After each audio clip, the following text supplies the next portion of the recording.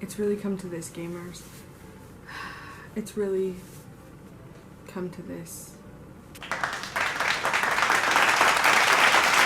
What is up, gamers? How long has it been? A month? 2?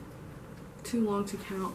I apologize for my inactivity. I was slacking. I acknowledge this fact, and we're moving past it. Also, if you noticed in my last video, the audio quality drastically improved.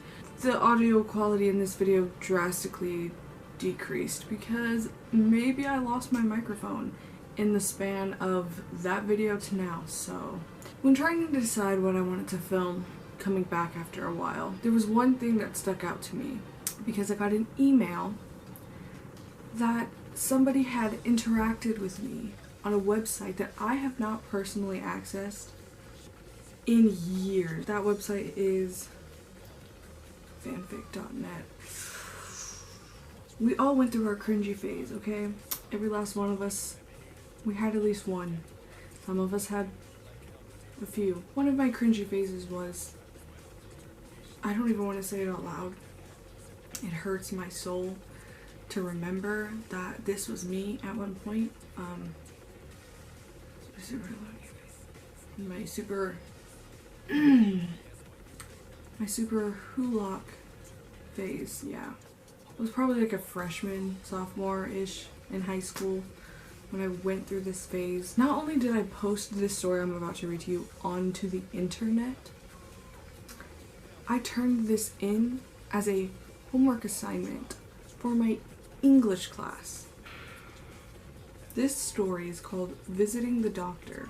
It's a Doctor Who fanfiction. It was published May 12th, 2013. How long ago was that? I can't do math. 6 years ago. I was 15.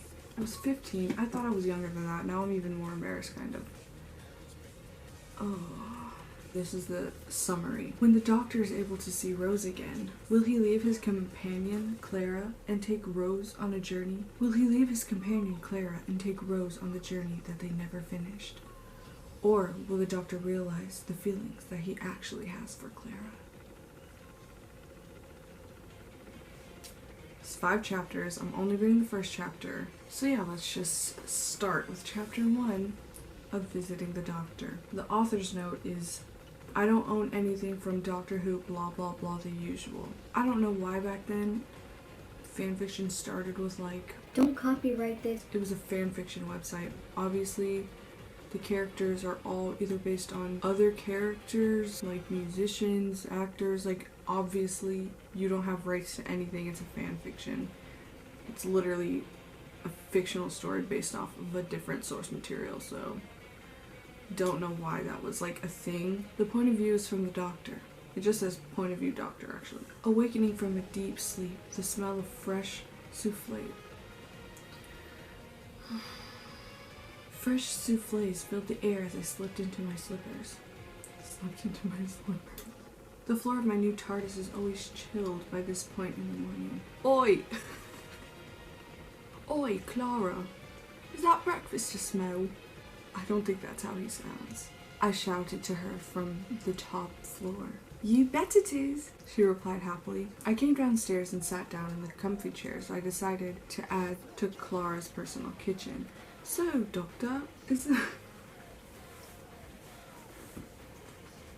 there some sort of TARDIS local channel or something? Like TARDIS News at 5? Wow, you're in a time machine and you want to watch local news, she asked. Quite a stupid question if you ask me. So I have the same opinion to this day. But I decided to answer her pointless question anyway. Oh my god, I made him so mean. No, but there is a general news station that automatically feeds its way into any machine that enters the outer circular cloud. It was created after a white dwarf went nova, which is impossible, but it happened. Confusing but true. I paused, letting my new companion attempt to comprehend what I had just explained. The confused look on her face lingered for a bit long. She wasn't as brilliant as when I found her locked inside of a Dalek. He is the most like, I watch Rick and Morty, r/nice guy type character I've ever created. I extinguished the look of confusion from her face by turning on the OCC news. Outer circular cloud. My mind. I was watching random things happen until something relevant and special came on. The broadcaster said, "And with that, there is a safe way to travel in and out of parallel universes without ripping a hole in the fabric of time and space. Unfortunately, the device used to do this has been left hurling towards Earth, and we all know humans aren't going to be able to decode such advanced tech." In other news, a creature from the planet Neurion. I haven't even noticed myself standing in the doorway as I clung to the reporter's words. I ran towards the control center of the TARDIS and set the TARDIS towards the Earth's outer hemisphere and put it on a search for this mad and brilliant technology. Clara followed me into the control room and was standing there confused. I sat back in my TARDIS chair and found myself crying.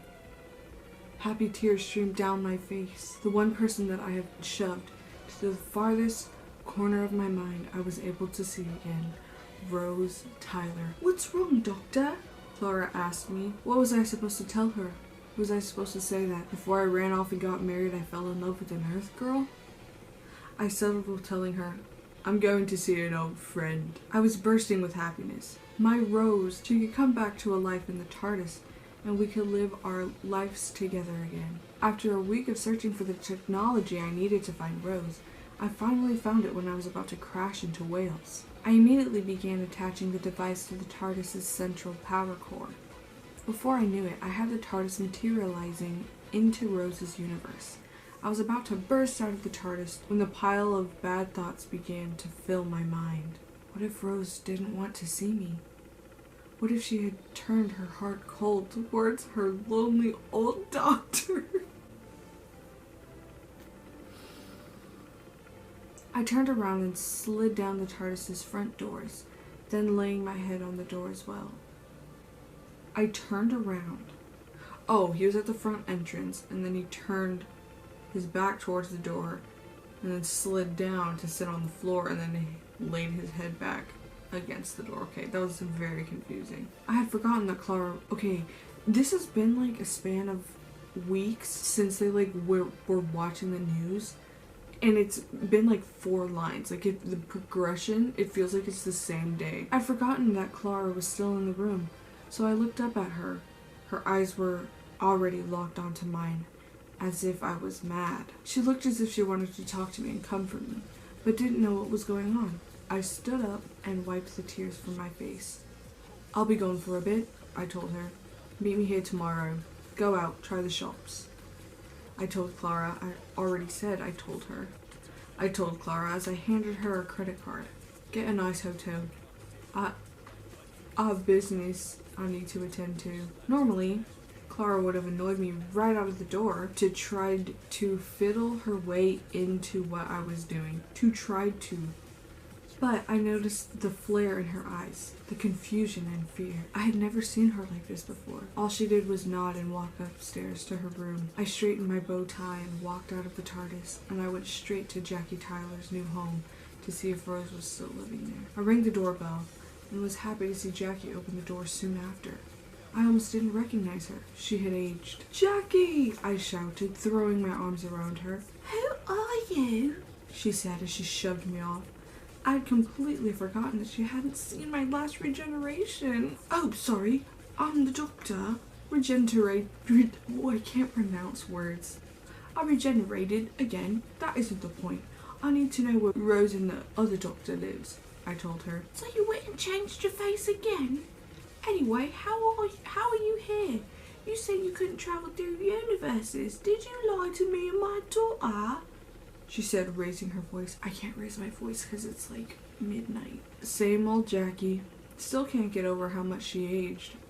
I hate seeing people age. "All that matters is that I'm here. Now, what's her address?" I awaited her answer. I just read the next line and I felt my soul leave my body. 221A Baker Street, right off the highway. Are you kidding me? Why? Her voice trailed on as I started running towards Rose's flat. By the time I reached Baker Street, I had forgotten which flat was hers. I assumed it was 221B, so I buzzed in. I would like to apologize to everyone for this. I'm sorry. Shortly after, I heard the sound of the door unlocking and I made my way upstairs. A tall man with curls opened the door. He had a purple shirt and was looking very dashing. Come in. Come in, you must be a client. I didn't want to say no or offend him in any way, so I just stepped in and decided to go with it. Literally could just say, oh sorry, wrong place, and then leave. He motioned for me to sit, so I did. I glanced over at the table and saw his flatmate begin typing on his computer and taking short glances up at me. So are you here from my side or his? The quick typing chap asked me. I noticed that this caused the taller man to roll his eyes. Oh, you know, yours. I had to do some last minute deductions, but I noticed by the style of his typing that he was a blogger. He literally just said site. Are you here for my site or his? Clearly, it's a site that he runs. And he said client, it's not hard. All I could do is make something up. Your blog is brilliant, I shouted, a bit louder than I thought would actually come out. The tall man stood up. So you're so lucky to meet Sherlock Holmes and John Watson. Now why are you here? He asked. I almost fell out of my seat. I was sitting with Sherlock. The Sherlock Holmes. How did Rose end up so lucky to live in the same apartment building as Sherlock? I can't believe I didn't recall Baker Street or 221B.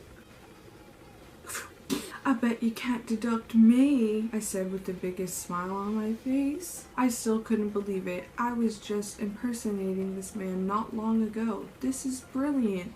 My remarks seemed to have shocked Sherlock, but he soon began studying me. Sherlock's eyes quickly began studying me. I just said that. Why did I write that twice? He kept taking quick, short glances at my chest. John grabbed my thingy. Hey, that's a little sus. That was kind of sus. Sherlock shouted at John. His remark caused John to blush. I meant for it to be sus. Oh my god. 15-year-old me. I see what you did there. You're not slick. You little devil, you. His remark caused John to blush and he quickly grabbed his stethoscope. A few moments later, Sherlock pressed his stethoscope to both sides of my chest. His eyes widened and he backed up a little. Then he took a deep look into my eyes and then back at my whole face. He quietly muttered the words, impossible, and then sat down in the chair across from me. Well? I asked, a bit confused why he didn't freak out. You're not human, obviously. I can tell by the two hearts. I'm not sure how you got here, but you aren't local. Again, obvious. You're extremely old and your body is so young. I would say that you're around 900 or 950 years old. You aren't here for us. I'm guessing you're here for either Rose or John. Then he stops as if he's had a revelation. You're the doctor, aren't you? Oh, yes, it makes so much sense. Sherlock, I'm lost and confused, Watson popped in and said. Well, of course you are, you're an idiot. But this man, he's no idiot, he's a genius, Sherlock said as he unintentionally flattered me. This man is truly brilliant. So tell me, Doctor, who are you really and where do you come from? And more importantly, what are you? He asked me. Of course Sherlock wants to know who and what I am. That isn't actually a surprise. Not at all, really. The most brilliant man of all time would obviously want to know the facts of everything. Even things that should never be spoken of. Do you know which flat belongs to Rose Tyler? I asked him. I really didn't want Sherlock to run tests on me or anything, and I truly did want to run off and see Rose. 221A, he said, narrowing his eyes at me. I could tell his eyes wanted me to stay and answer all of his questions. But him being Sherlock Holmes, I also knew that he knew that I was here for a specific reason and that I didn't have much time to spare. But then again, I have a TARDIS. I have all the time in the universe. I hopped up and made my way to the door as swiftly as I could until Sherlock interrupted me again. After your business with Rose, would you mind coming back? He asked nervously. I would like to talk to you a bit more. Of course I'll come back, Sherlock Holmes. Watson, who was now standing behind Sherlock as if he wanted to object, was looking very, what's the word, jealous. As if he and Sherlock were a thing. Naruto, why? Why did you let me do these things? I walked out the door, trying to avoid any more awkward silences that might have followed from standing in the room with Sherlock and John together. I made my way to 221A and reluctantly knocked on the door.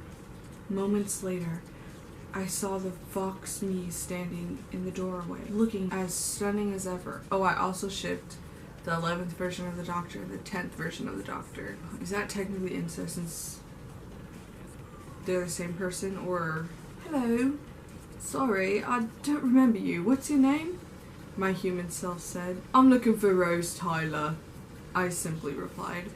That is it. That was the whole first chapter. I'm sorry that it exists. There was a lot to unpack. It was bad. I don't know why it's still on the internet. I don't know my fanfic.net username and password, so I probably couldn't even take it down if I wanted to. But there's going to be a link to it in the description box. If you would like to just read ahead, maybe read the chapter. I'll probably make a part 2, 3, 4, 5, you know, finish up whatever I had posted on the website. Don't think it was a completed fic. I don't know why people read it in the first place. The only reason that I even remembered this existed was because I got an email that somebody was like, when are you gonna update this? Like, I'm waiting for an update. Sis, it's been 6 years. If you've ever read fanfiction, you gotta know, you gotta see when it was last updated. Otherwise, if you're let down because it hasn't been updated, that's on you. I am not in that stuff anymore. Like, it's not me, I'm not about it. So, it's never gonna get updated. Let me just let it be known. Thank you for watching this video. I hope you enjoyed it. I know you didn't. I know you suffered just as much as I did. Links to all my social media are in the description box down below. If you have not yet subscribed, I would greatly appreciate it. Recently passed 100 subscribers, so party. Love that. Yeah, turn on the notification bell if you want to see when I post part 2, chapter 2 of Visiting the Doctor. Have a great day.